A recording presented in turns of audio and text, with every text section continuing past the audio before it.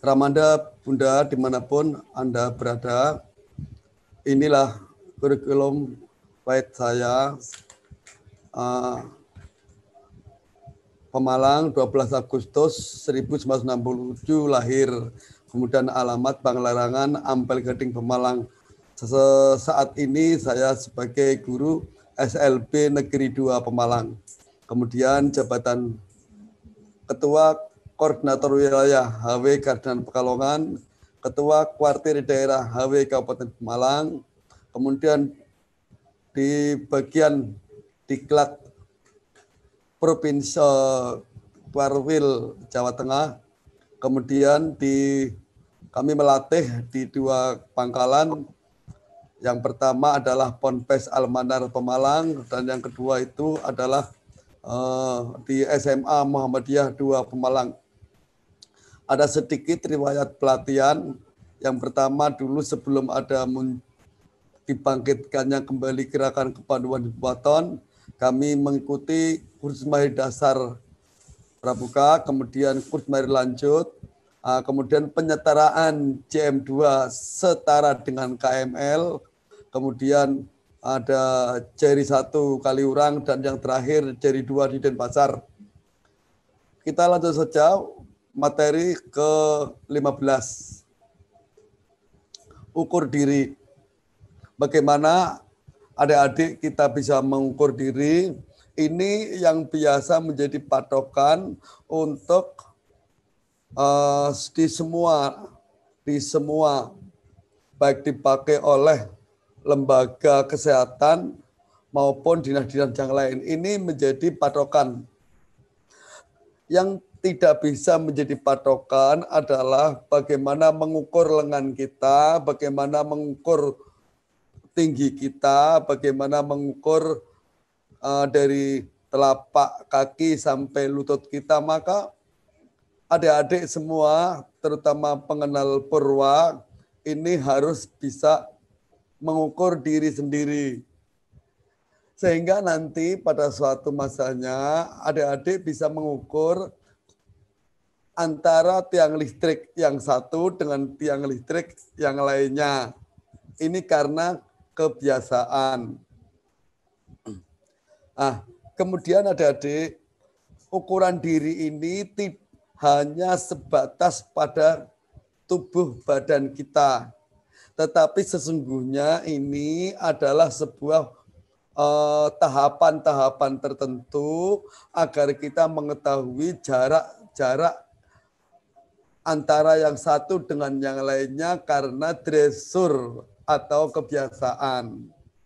Nah ini, sehingga masing-masing setiap anggota Pandu Pengenal Purwa pada saat itu mengetahui, sehingga ketika menjadi pengenal madya, pengenal utama sampai nanti penuntun, karena sudah menjadi sebuah kebiasaan, maka adik-adik mempelajari SKT nomor 15 dari SKT Purwa ini maju selangkah untuk sebuah tahapan-tahapan selanjutnya. Kemudian kita akan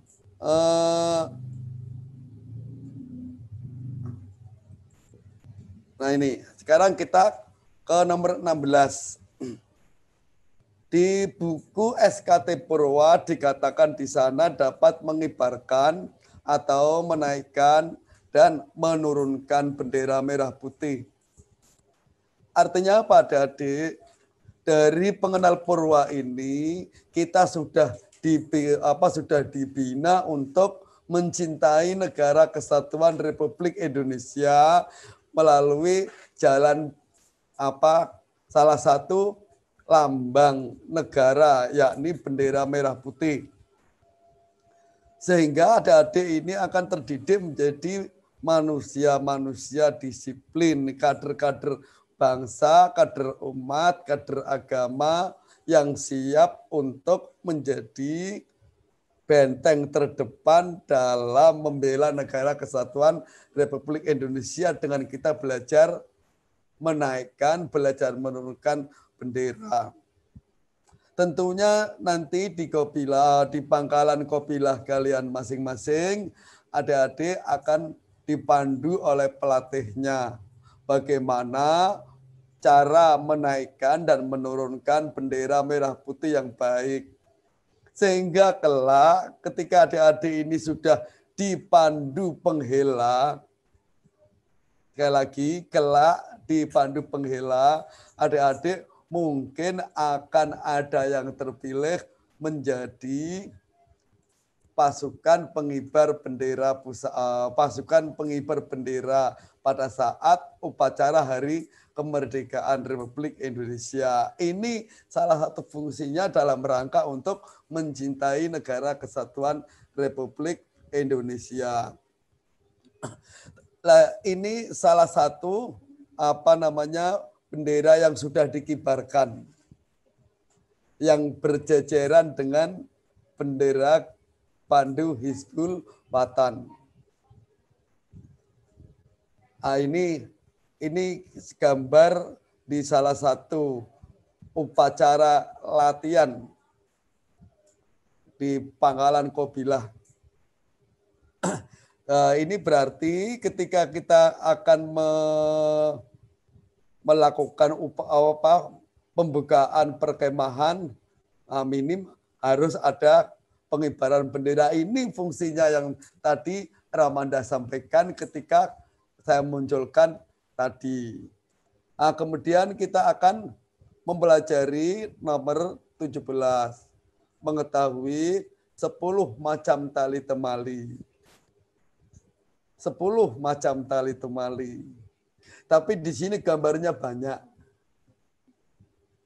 10 macam tali temali itu ditentukan apa tidak, Ramanda?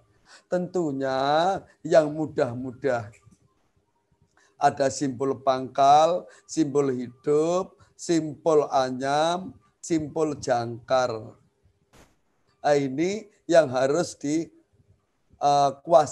oleh adik-adik pengenal purwa. Sehingga nanti ketika adik-adik semua ini melangkah ke ke pengenal madya, nanti akan menambah tali lagi, menambah ilmu tentang simbol-simbol lagi. Nah, kemudian manfaat tongkat, tali, dan baju pandu. Apa itu tongkat, apa itu tali, apa itu baju pandu? Nah, adik-adik, tongkat ini yang kita lihat di toko-toko yang ada, ukurannya sama, sekitar 160 cm. Tetapi sesungguhnya tongkat yang menjadi ciri khas pandu Hizbul Wathan adalah yang atasnya itu bercabang seperti ini. Ini tongkat yang sebenarnya. Kalau sudah bercabang seperti ini, manfaatnya ini yang luar biasa. Bisa untuk menghalau ular, bisa untuk menangkap ular, dan sebagainya ini. Kalau yang kita lihat sekarang adalah tongkat yang seperti ini, tanpa ujung yang bercabang. Sebagai tenda bivak, sebagai tiang tenda bivak, karena sudah bercabang seperti ini, maka tinggal kita adalah menancapkan tongkat yang panjang sebagai kita untuk membuat tenda itu. Sebagai tiang bendera tadi sudah saya perlihatkan berjajaran antara bendera merah putih dan bendera HW. Tongkatnya 160, bagaimana Ramanda? Sementara tinggi tongkat itu mungkin 3 meter. Nah, inilah fungsinya tali temali. 2 tongkat kita sambung. Nah, ini adik-adik yang pengenal purwa ini juga harus menguasai bagaimana cara menyambung 2 tongkat untuk menjadi tiang bendera. Kemudian masih dalam manfaat tongkat adalah untuk tempat sepatu.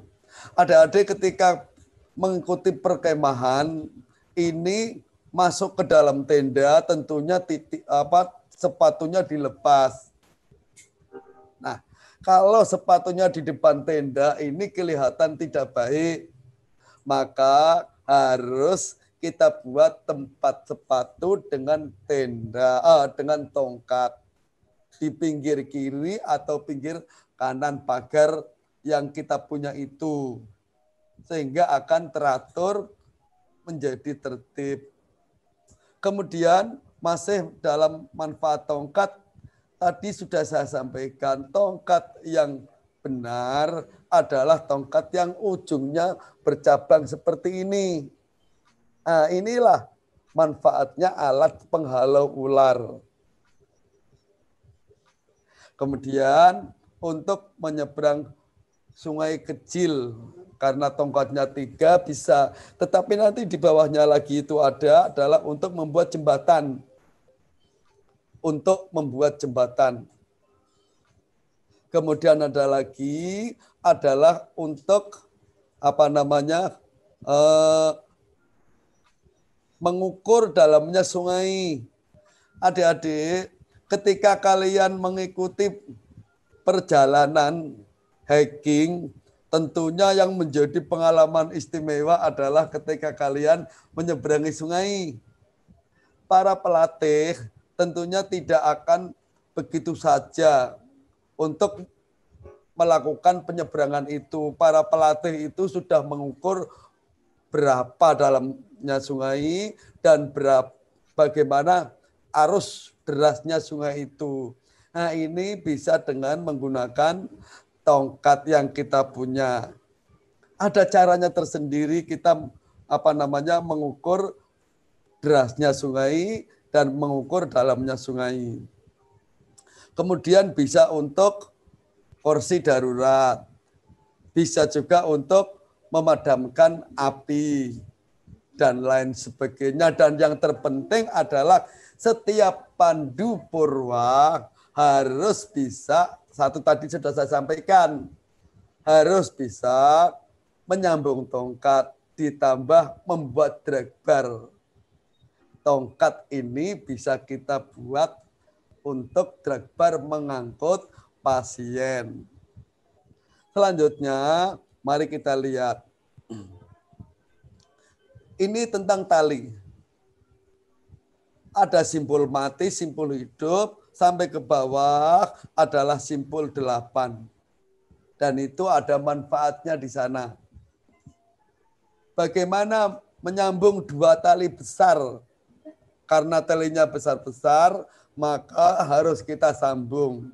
Nah, menyambung tali yang besar itu dengan tali mati. Nah, kemudian ada simpul hidup. Ketika kita itu mengikat di tiang, di pohon yang hidup agar mudah kita melepasnya, nah ini kita menggunakan simpul hidup sampai yang terakhir simpul 8. Untuk membuat penitian tali, baik untuk merayap atau meniti, kita menggunakan simpul 8. Ketika kita membuat, ada menara tinggi di atas sana, kita mau naik ke menara di atasnya, maka kita membuat tangga dengan tongkat-tongkat yang pendek. Nah, ini menggunakan simpul 8. Selanjutnya mari kita lihat adik-adik dimanapun kalian berada. Ini ikatan. Ada ikatan penegang, ada ikatan palang, ada ikatan silang, ada ikatan canggah, sampai ikatan 3 kaki. Ini. Untuk apa? Ikatan palang itu 2 ujung tiang. Dua ujung tiang yang kita ikat ini menjadi ikatan palang. Kemudian kalau kita membuat pioneering menara, kuncinya itu simpul pangkal, tetapi masing-masing tongkat-tongkat itu harus kita dengan menggunakan ikatan silang. Nah ini. Kemudian kalau kita membuat menara kecil yang 3 tongkat itu, kita juga harus menggunakan ikatan kaki 3. Ini wajib dipelajari oleh adik-adik pandu pengenal purwa. Adik-adik, mari kita lihat selanjutnya anyaman. Ada anyaman rantai, ada anyaman pendek, sampai anyaman mata. Nah ini, anyaman pendek itu, anyaman rantai nomor 1, anyaman rantai. Tali yang kita beli itu biasanya 8 sampai 10 meter. Kalau kita membawa tongkat, kita itu bisa memendekkan tali sehingga semua tali yang 10 meter itu kita pendekkan dan kita anyam menjadi sebuah anyaman rantai. Yang ini akan mempermudah kita membawa tongkat di belakang saat kita mengadakan hiking atau perjalanan panjang ataupun tadabur alam. Ingat, setiap pandu wajib mempunyai tongkat dan tali. Ini. Nah, kemudian selanjutnya yang nomor 2 dan nomor 4 bisa dipelajari sendiri karena waktunya kita sudah malam sehingga nanti tidak bisa semuanya. Pengingat, adik-adik dimanapun berada, tali itu bendanya.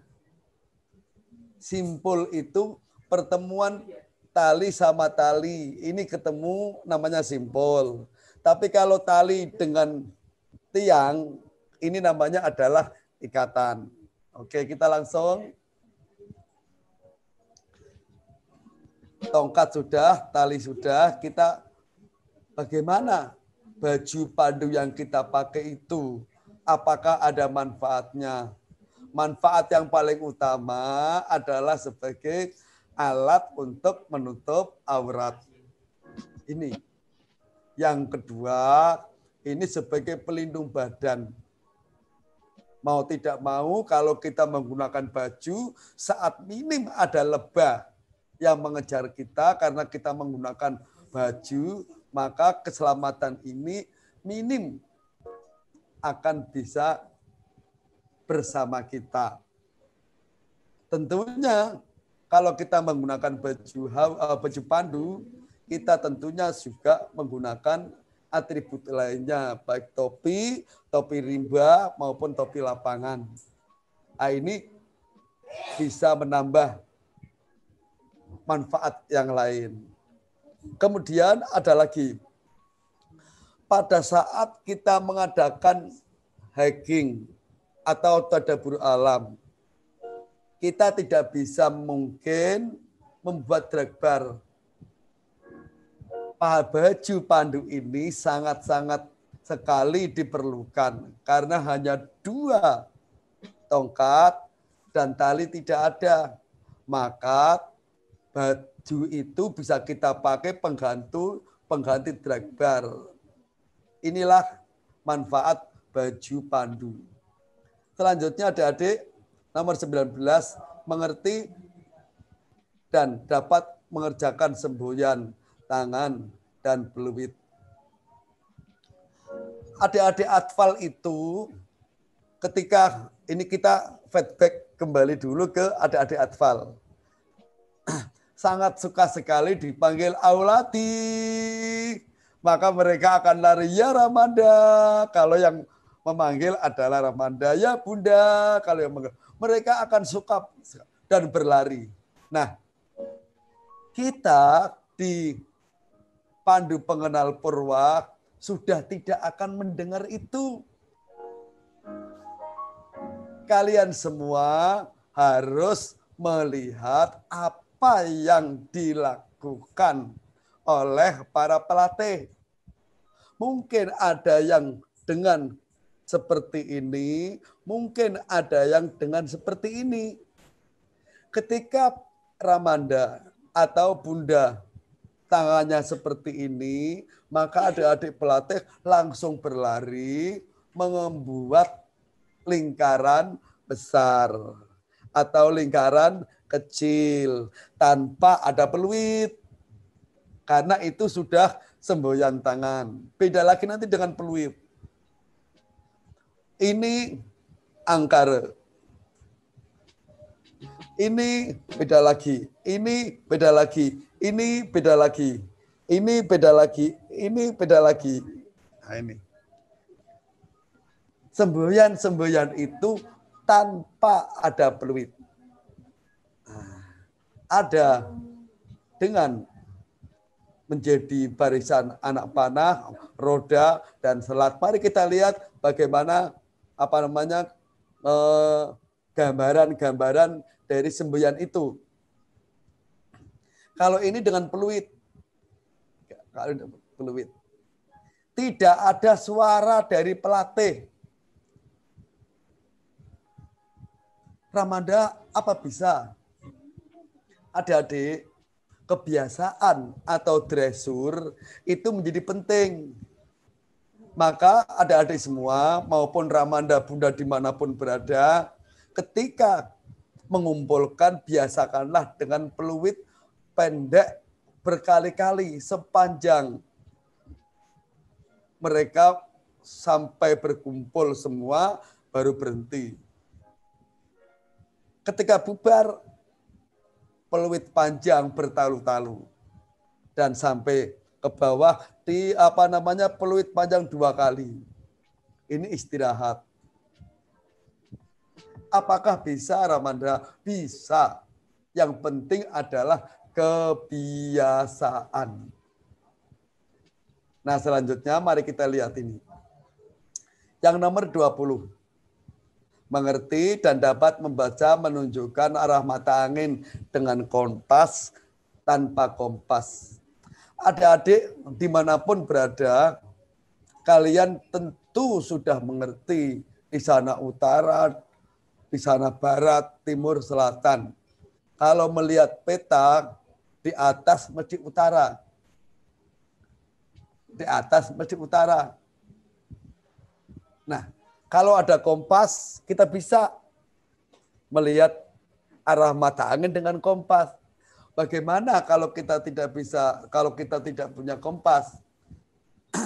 Adik-adik kalau tidak punya kompas, bisa juga mengetahui arah mata angin. Ini yang di hadapan kalian semua adalah arah mata angin pokok. Utara, selatan, timur, barat. Ini arah mata angin pokok. Bisa kita lihat dengan kompas, bisa kita lihat dengan bayangan matahari, baik sore atau pagi.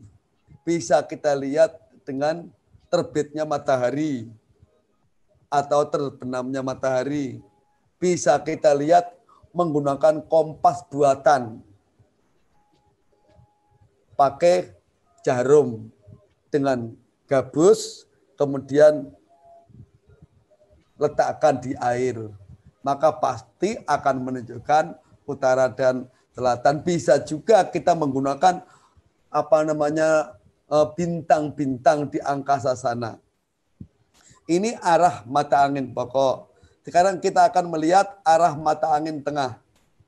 Apa itu arah mata angin tengah? Arah mata angin tengah adalah di antara arah mata angin pokok.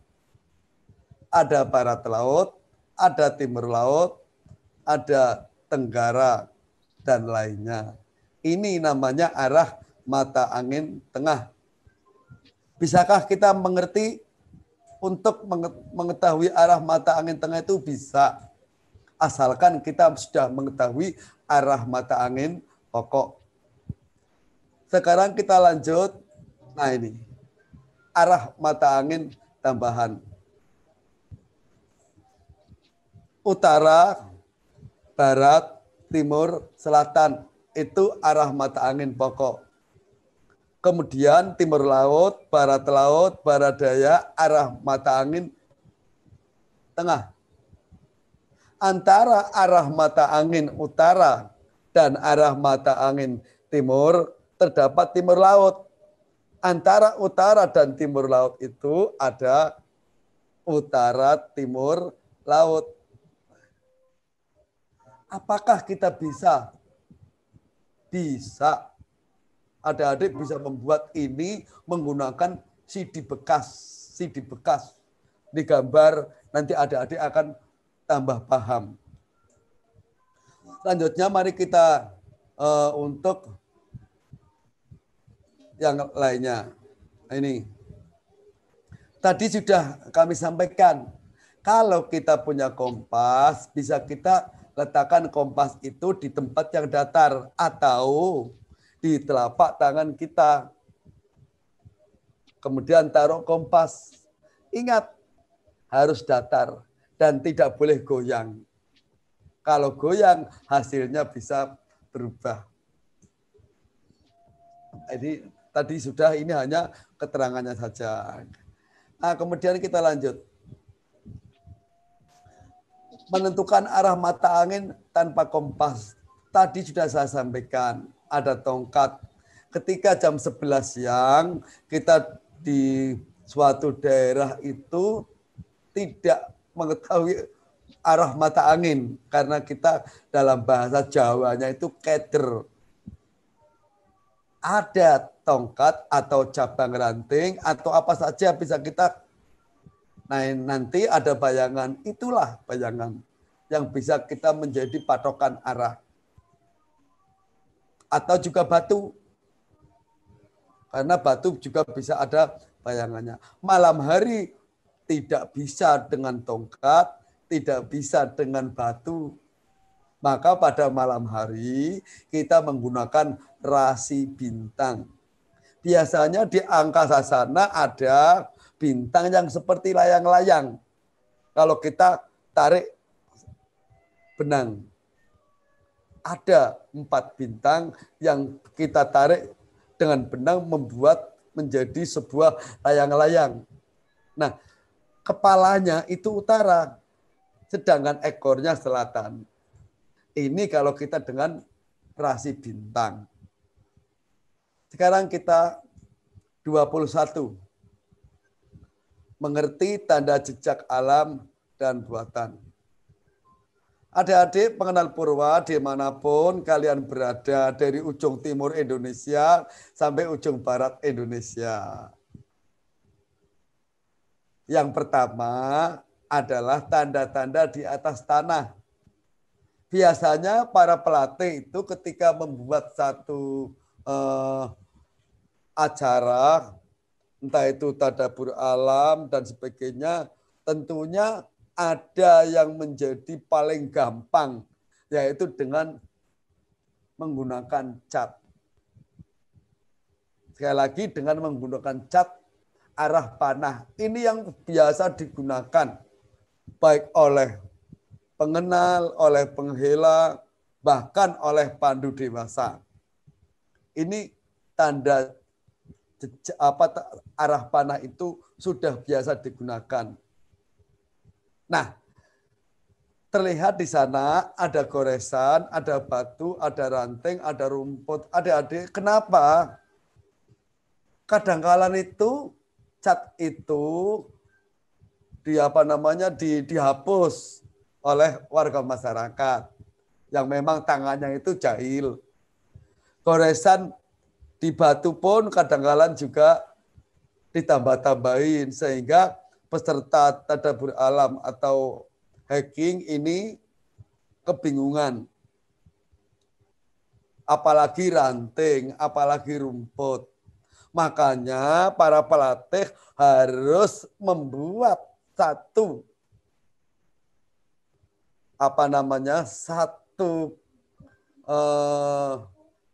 keputusan yang baik agar para peserta hiking tadabbur alam itu tidak tersesat. Apa itu tanda jejaknya masing-masing? Masing-masing para pelatih apakah adik-adik Purwa ini juga membuat satu tanda jejak? Biasanya adik-adik Purwa ini adalah menjadi peserta dan panitianya adalah pengenal madya atau bahkan pengenal utama. Makanya adik-adik Pandu Purwa ini harus mengetahui juga untuk persiapan menjadi pandu madya dan pandu utama. Ini mari kita lihat, ini contoh.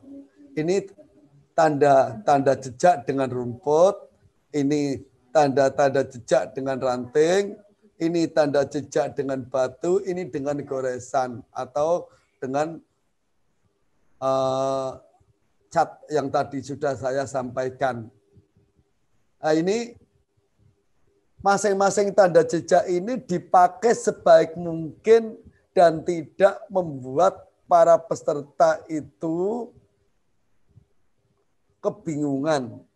Karena tanda jejaknya itu dialihkan, tanda jejaknya itu dirusak.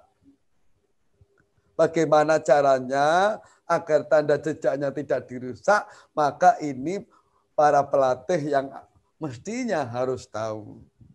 Untuk membimbing DKPP, Dewan Kerja Pasukan Pengenal, untuk membimbing adik-adik pengenal Purwa. Ini mulai ini SKT nomor 21 ini dipelajari tentang tanda jejak. Kemudian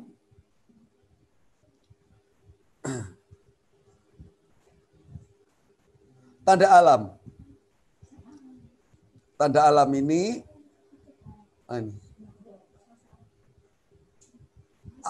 tadi sudah saya sampaikan kalau bintang itu, rasi bintang ini bisa menunjukkan arah mata angin, tetapi juga pada malam hari gelap gulita bintangnya banyak, maka insya Allah ini akan cuaca menjadi terang, tidak terganggu.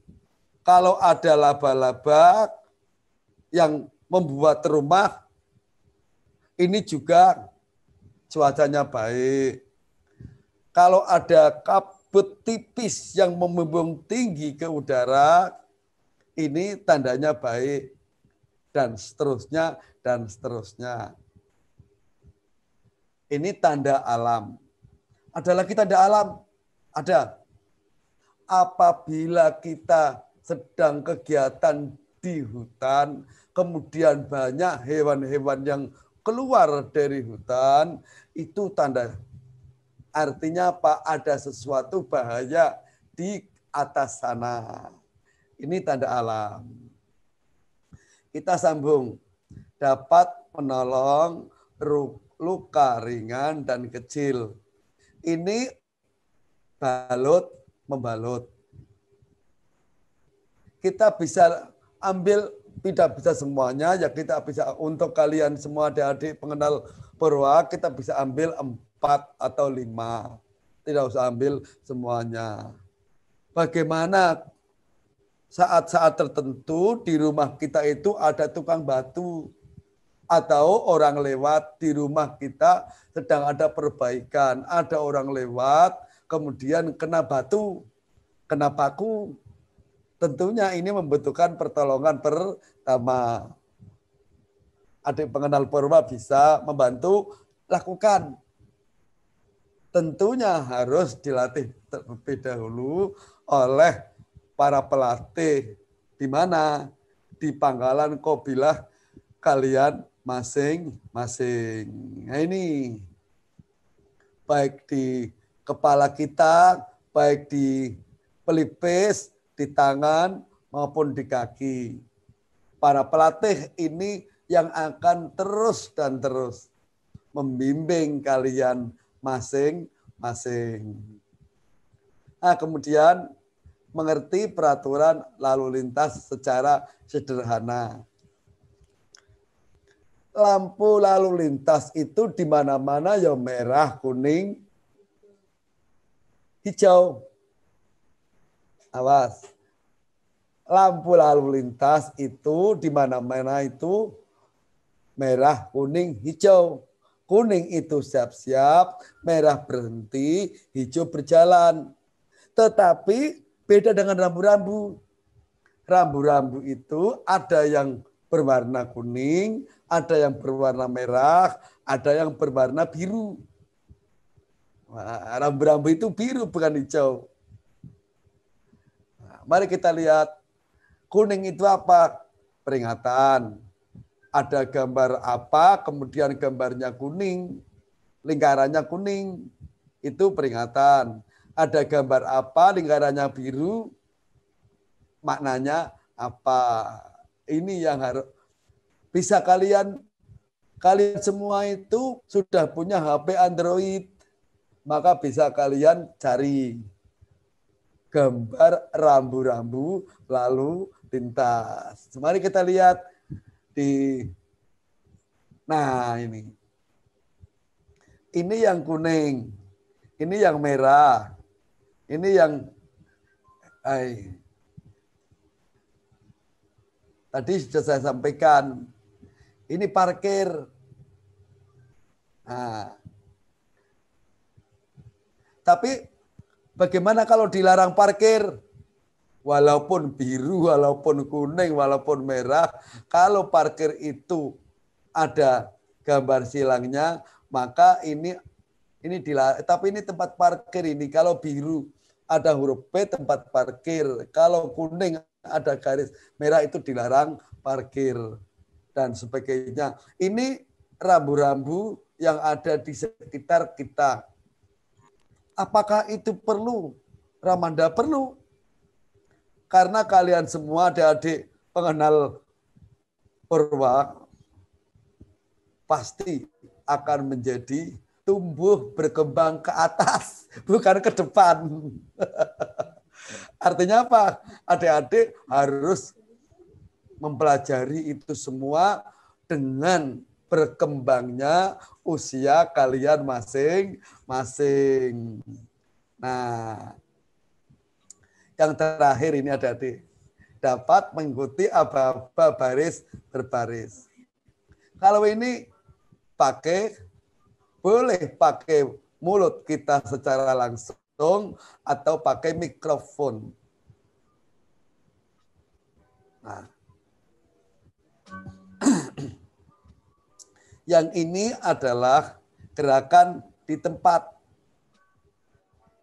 Yang ini yang ada tidak pindah, ada gerakan di tempat, tidak pindah-pindah. Hormat, gerak, ini di tempat. Berhitung, ini di tempat. Hadap kanan, ini di tempat. Tetapi ada yang pindah tempat. Belok kiri, ini pindah tempat. Ketika kalian berjalan dalam satu regu, kemudian pemimpin regu berkata belok kiri. Nah, ini tetapi ketika dalam barisan itu berhenti, kemudian Pinru mengatakan balik kanan, nah ini masih di tempat. Nah, ada aba-abanya. Hormat, biasa. Hormat, gerak. Hormat bendera, kepada bendera merah putih. Berhitung, aba-abanya. Berhitung, mulai. Tolong adik-adik kalian semua adalah calon pemimpin bangsa, pemimpin negara, pemimpin umat kelak pada masanya. Ketika kalian menjadi pemimpin nanti harus apa Ramada? Harus ada jarak ketika kalian menyampaikan perintah. Itu mulai, ini susah. Harus ada jarak. Berhitung, mulai. Artinya apa? Anggotamu biar siap. ketika kalian nanti menjadi pemimpin, memerintahkan pun, kalian harus melihat anggotamu yang belakang sudah siap atau belum. Kok bisa ya Ramanda? Baris berbaris tercatat untuk belajar menjadi seorang pemimpin. Itulah makanya kita harus aktif di Pandu Hizbul Waton. Karena apa yang kita lakukan dari nomor 15 sampai nomor 24 ini sesungguhnya adalah berlatih menjadi seorang pemimpin. Bukan untuk diri kita sendiri, tetapi untuk semuanya. Berlatih menjadi seorang pemimpin. Makanya dari 10 anak, dari 10 adik-adik Pandu itu yang terbaik siapa? Kemudian pemimpin regu jangan hanya itu saja. Harus ada pemerataan. Karena ini adalah sebuah gladian. Apa itu Ramanda gladian? Gladian itu ya latihan. Sehingga masing-masing kalian semua akan pernah menjadi seorang pemimpin. Jangan kemudian, sudah Ramanda, itu Abdul saja yang jadi pinru, saya jadi anggota terus. Nah, ini yang tidak baik. Para pelatih tentunya akan memberikan sebuah perintah yang baik kepada kalian untuk masa depan kalian masing-masing. Inilah materi SKT Pandu Pengenal Purwa dari nomor 15 sampai 24. Mudah-mudahan kalian di pangkalan Qabilah masing-masing dari ujung timur Indonesia sampai ujung barat Indonesia akan mendapatkan bimbingan yang lebih baik pelatihnya di Qabilah masing-masing. Demikian, mudah-mudahan ini bermanfaat bagi kalian semua. Terima kasih. Inilah materi SKT Purwa 1524. Assalamualaikum warahmatullahi wabarakatuh.